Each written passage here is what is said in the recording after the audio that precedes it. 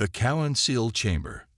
The crystalline spires of Nexus Prime pierced the violet sky like frozen lightning, housing the most powerful diplomatic center in the known galaxy.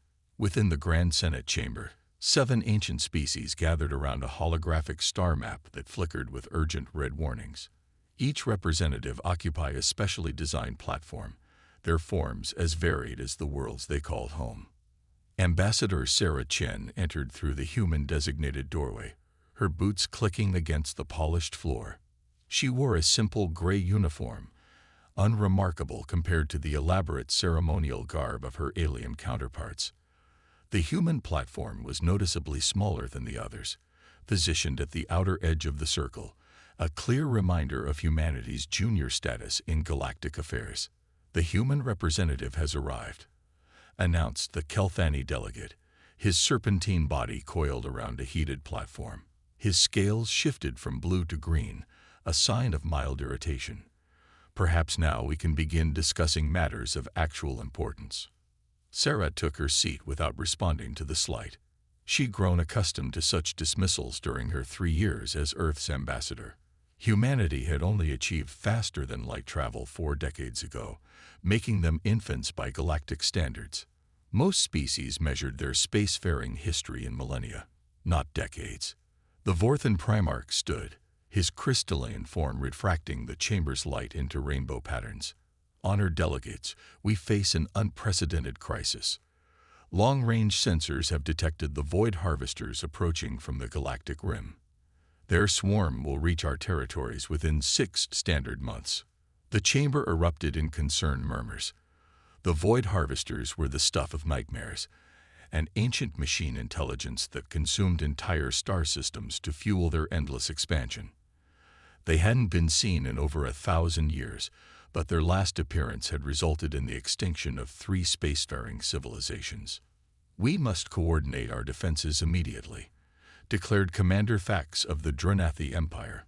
His 4 arms gestured toward the star map, highlighting defensive positions. "My species will deploy our fortress ships along the primary approach vectors." The Zelathi matriarch's telepathic voice resonated in everyone's minds. "Our psionic barriers can disrupt their communication networks, but we'll need military support too." "Excuse me," Sarah interrupted, her calm voice cutting through the mental projection. "I believe there's a flaw in your defensive strategy." The chamber fell silent. Even the constant hum of the Mechanarch representative circuits seemed to pause. The Vorthan Primarch's light patterns flickered with surprise. "The human wishes to speak." The Kelthani delegate's scales shifted to a mocking yellow. "By all means, enlighten us with your species' vast experience in galactic warfare." Sarah stood, her hands clasped behind her back. "The void harvesters adapt to conventional tactics. Your defensive positions are based on standard military doctrine that they've encountered and defeated before. They'll simply route around your fortress ships and attack from unexpected vectors." The Drenathi commander's mandibles clicked in amusement. "And what would humans know of the void harvesters? Your species was barely discovering fire when they last appeared." Sarah smiled, an expression that seemed to unsettle several delegates. "We know quite a bit, actually. For instance, we know that Drenathi shields operate on harmonic frequencies that can be disrupted by modulated graviton pulses. Your fortress ships would be vulnerable to the harvester's primary weapon systems." The commander's 6 eyes widened in shock. That information was classified at the highest levels of Drenathi security. "We also know," Sarah continued, "that Zelathi psionic barriers require tremendous mental focus to maintain. The harvester's quantum scramblers would cause feedback loops in your neural networks, potentially leaving your entire population comatose." The matriarch's telepathic presence wavered with alarm. "How could you possibly?" "The Kelthani thermal regulation systems can be overloaded by rapid temperature fluctuations," Sarah added, turning to the serpentine delegate whose scales had turned a pale white. "Your ships would literally cook from the inside when exposed to the harvester's heat dissipation weapons." One by one, Sarah listed vulnerabilities for each species present. The Vorthan's crystalline matrices could be shattered by specific sonic frequencies. The Mechanarch's quantum processors were susceptible to certain viral codes. She spoke with clinical precision, each revelation landing like a physical blow. Impossible. The Vorthan Primarch's light patterns flash erratically. This information is beyond top secret. How could a primitive species like yours have access to our most guarded weaknesses? Sarah's smile widened slightly. Humanity's greatest strength is our curiosity. While you've spent millennia perfecting singular aspects of technology and biology, we've spent our time learning. About everything. About everyone. She touched a control on her platform, and the central hologram changed. Instead of the star map, it now displayed a complex web of information nodes, connecting every species in the galaxy. For the past 40 years, humans have served in minor roles throughout galactic society. Janitors, maintenance workers, data clerks, cargo handlers, jobs that the advanced species considered beneath them. Jobs that gave us access to your systems, your personnel, your secrets. The Zealoty matriarch's telepathic voice carried notes of disbelief. You're claiming that humans have been spying on the entire galaxy.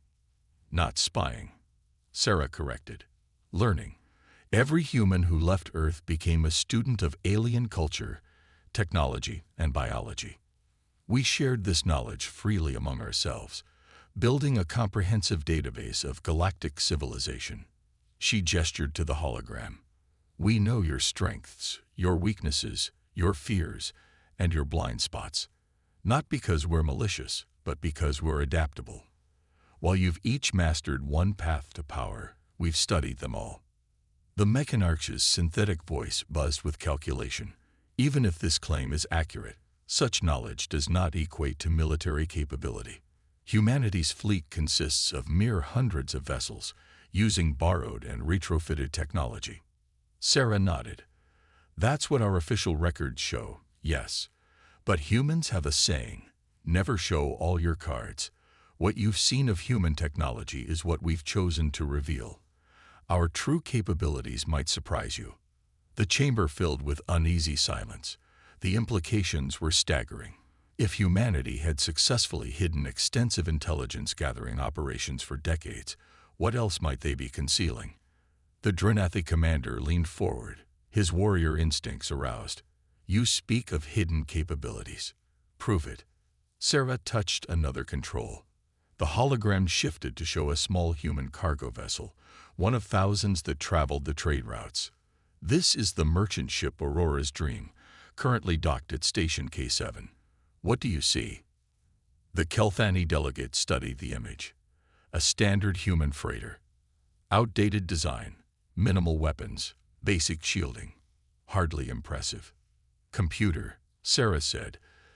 Display Aurora's Dream True configuration. A hologram shimmered, and the humble cargo ship transformed. Hidden weapon ports revealed themselves along the hull.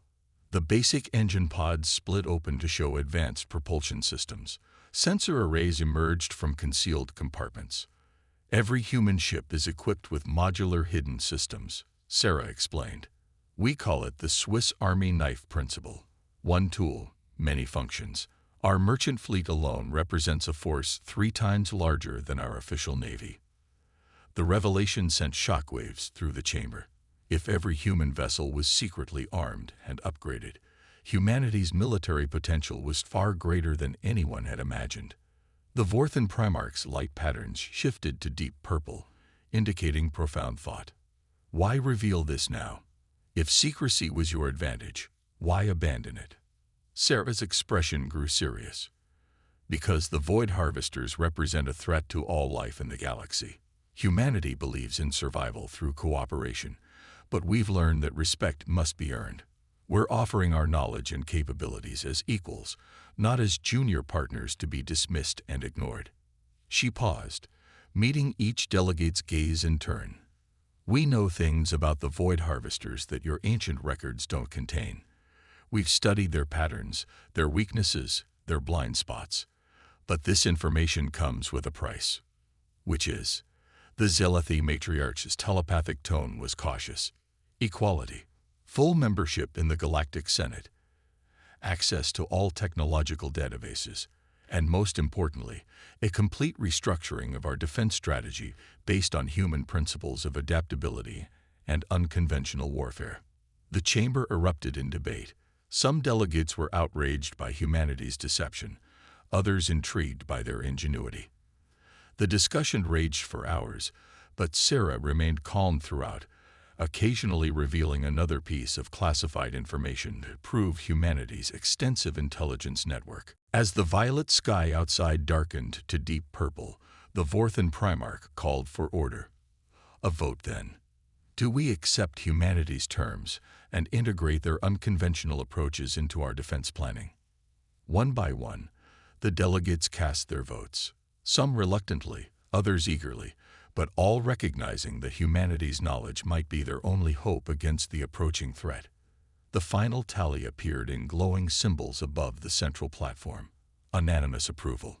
Sarah allowed herself a small smile. Thank you for your trust. Now, let me show you what humanity has really been building in the outer systems while you weren't paying attention. Computer, display Project Phoenix. The hologram shifted once more, revealing a massive structure hidden in the asteroid belt of an unremarkable star system. It was unlike anything the aliens had seen before, a fusion of technologies from every species, integrated in ways their creators had never imagined. Ladies and gentlemen, Sarah announced, welcome to humanity's contribution to galactic defense. We call it the Chaos Engine, and it's going to change everything you thought you knew about warfare. As the delegates leaned forward to study the impossible structure, none noticed the slight glimmer in Sarah's eyes. Phase 1 was complete. The galaxy would never underestimate humanity again. The human GMBite. 6 months later, the void between stars crackled with tension as the first Void Harvester scouts entered the Orion Spur. Their sleek biomechanical forms moved like sharks through the cosmic dark, sensors probing for signs of resistance. Behind them, the main swarm stretched across light years, a plague of metal and hunger that had consumed civilizations far older than any in the current Galactic Senate. Admiral James Morrison stood on the bridge of the hidden human command ship Paradigm Shift, watching tactical displays that showed the enemy's approach. Around him, officers from every species worked together in unprecedented coordination, their differences set aside in the face of extinction. Harvester scouts have reached the Kelthani border worlds, reported Lieutenant Vex, her reptilian fingers dancing across her console. They're following predicted patterns. Morrison nodded. And our friends? The Allied fleet maintains position at the predetermined coordinates. They still don't know we're here. The Admiral allowed himself a grim smile. The past 6 months had seen the most radical transformation in galactic military history. Under humanity's guidance, the Allied species had rebuilt their forces from the ground up, integrating unconventional tactics with their traditional strengths. But the real surprise waited in the shadows. Humanity's true fleet, hidden using a combination of technologies no single species could have developed alone. Sir, called Commander Zara Okonkwo from the Strategic Planning Station, Ambassador Chen is requesting final confirmation. Do we proceed with the gamut? Morrison looked at the tactical display one more time. The Void Harvesters were exactly where humanity's quantum prediction models said they would be. Send confirmation. Begin Phase 2. Across the galaxy, hidden human installations came to life. Project Phoenix, humanity's grand deception, revealed itself not as a single superweapon, but as a network of hybrid technology platforms scattered throughout inhabited space. Each one represented a different fusion of alien technologies, combined in ways their creators had never imagined possible. On the Drenethi fortress world of Karthak, Commander Thax watched in amazement as human engineers activated something they called a shield harmonizer. The device took the Drenathi's already formidable defensive systems and linked them with Zalathi psionic amplifiers, creating barriers that could adapt to any attack frequency. Incredible, Thax muttered, his 4 arms working the controls. We never thought to combine our shields with telepathic energy. The synergy is Extraordinary. Similar scenes played out across the galaxy. On the Vorthan homeworld, human scientists demonstrated how Kelthani thermal regulators could be used to stabilize crystalline matrices, making them virtually unbreakable. The Mechanart Collective discovered that human quantum computers, though primitive by their standards, excelled at pattern recognition in ways their advanced systems couldn't match. But the true revelation came when the Void Harvesters engaged the Allied fleet at the Battle of Serpent's Reach. The mechanical swarm approached in their standard formation, a three-dimensional grid designed to overwhelm defenders with coordinated attacks from multiple vectors. The Allied fleet, commanded jointly by Admiral Morrison, and the Drenathi commander Thax, responded with something unexpected: chaos. Human ships darted between the enemy formations like minnows among sharks, too small and agile to target effectively. They deployed weapons that made no sense: gravitational mines that created pockets of distorted spacetime, holographic projectors that generated thousands of false targets, electromagnetic pulse weapons tuned to frequencies that shouldn't have affected the harvesters at all. "What are they doing?" demanded a harvester overmind through captured communication channels. These tactics follow no logical pattern. That was exactly the point. Humanity had learned that the Void Harvester's greatest strength, their ability to adapt to any strategy, became a weakness when faced with pure randomness. The machines needed patterns to analyze, strategies to counter. Chaos gave them nothing to work with. The battle raged for 18 hours. Drenathi fortress ships anchored the defensive lines, while Zelathi psychics scrambled harvester communications. Kelthani strike craft used their thermal manipulation to create false heat signatures, leading enemy forces into ambushes. Vorthan crystal ships refracted energy weapons into dazzling displays that overloaded harvester sensors. And through it all, human vessels danced between the larger ships, never where they were expected, always where they were needed most. They didn't fight like a military force. They fought like guerrilla warriors, street brawlers, and con artists all at once. "Harvester formation is breaking down," reported the Mechanarch tactical analyst. "Their adaptive algorithms can't process the randomness of human tactics. They're starting to attack each other." Admiral Morrison watched the tactical display with satisfaction. "Send the signal. Begin Phase 3. Suddenly, dormant human colonies throughout the galaxy revealed themselves.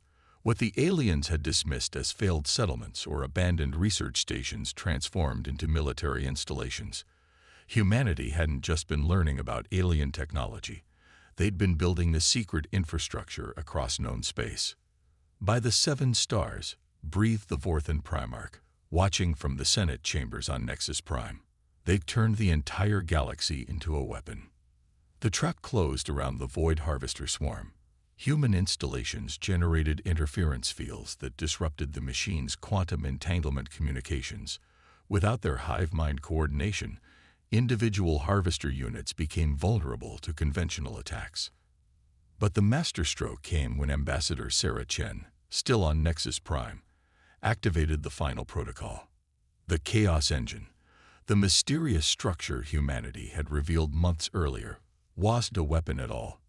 It was a massive computer system designed to generate truly random tactical decisions. "The harvesters adapt to patterns," Sarah explained to the stunned Senate as they watched the battle unfold. "So we removed patterns entirely. Every human ship is receiving different, randomly generated orders every few seconds. Even our commanders don't know what their forces will do next. Pure chaos, weaponized." The Void Harvesters, faced with an enemy that defied all logic and prediction, began to retreat. But human interdiction fields, powered by a fusion of Mechanarch quantum technology and Drenathi shield generators, trapped them in pockets of normal space. The battle became a slaughter. Isolated and confused, the Harvester units fell one by one to the combined might of the Allied fleet. By the time the last machine fell silent, the greatest threat to galactic civilization in a millennium had been utterly destroyed. In the aftermath, as debris fields cooled and victory celebrations began, The true magnitude of humanity's achievement became clear. They hadn't just saved the galaxy. They'd revolutionized it. "You deceived us all," the Kelthani delegate said to Sarah Chen during the post-battle summit. But his scales showed patterns of respect, not anger. "Your visible weakness was a disguise. Your apparent chaos was calculated strategy." Sarah nodded. "Humans have a saying. It's not the size of the dog in the fight, but the size of the fight in the dog." We knew we couldn't match your technologies directly, so we learned to combine them in ways you never imagined. We couldn't defeat the harvesters with order, so we embraced chaos. The Zealothi matriarch's telepathic presence radiated thoughtfulness. "You've shown us that our greatest limitation was our rigid thinking. Each species perfected one path and ignored all others. Humans, with your short lifespans and restless minds, saw possibilities we missed." Admiral Morrison, joining the summit via hologram, added, "We call it the jazz principle. In human music, jazz musicians improvise, creating something new and unexpected while still maintaining harmony. That's what we did here. Technological jazz." The Vorthan Primarch's light patterns shifted to show agreement. "The galactic order has changed. Humanity has earned not just membership, but leadership in our alliance. Your unconventional approaches saved us all." Over the following months, the integration deepened. Human creativity combined with alien expertise produced innovations that surpassed anything previously imagined. Medical technology that merged Zealothi psionics with human pharmaceutical knowledge. Propulsion systems that used Vorthan crystal harmonics to achieve speeds thought impossible. Defense networks that adapted mechanarch processing power to human pattern recognition. The galaxy entered a new golden age, one built on diversity and adaptation, rather than rigid hierarchies. Human ambassadors became sought-after advisors, not for their advanced technology, but for their ability to see connections others missed. Years later, historians would mark the Battle of Serpent's Reach as the moment everything changed. Not because humanity proved their military might, but because they showed the galaxy a fundamental truth.